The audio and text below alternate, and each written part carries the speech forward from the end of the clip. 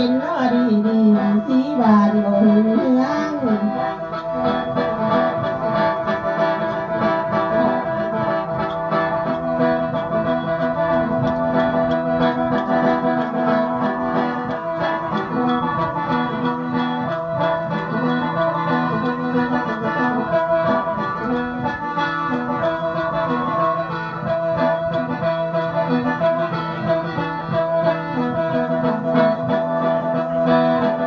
สาธุเด้อลูกสิลาอยากตายไผลงมาเราเรียบรังลูกสิลาน้อยเรียบรังไผลำให้หวังลง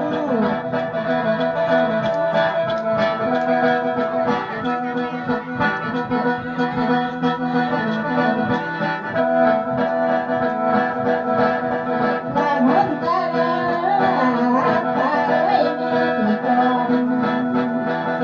ลาตาลังโอนนอกันคำลาตาลังคำนอมอย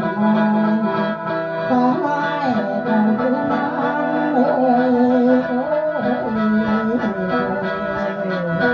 นอนก็เริ่มแรกจะลุก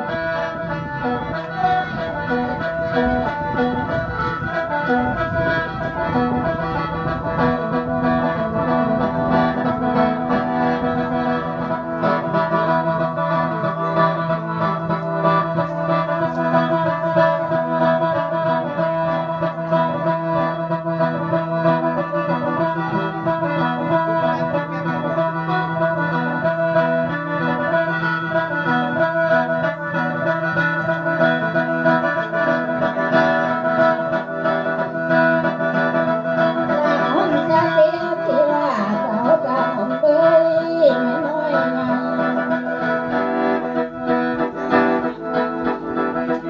ท่านมากินในนาร้อนน้อยคอยไว้เฮ้ยบ่มีครูอยู่ผู้เดียวหน้าลาลาแค่ที่ตอนเงินบ่มีคิดไปหลายมันยังหนูมาเอ้ยคือว่าใคร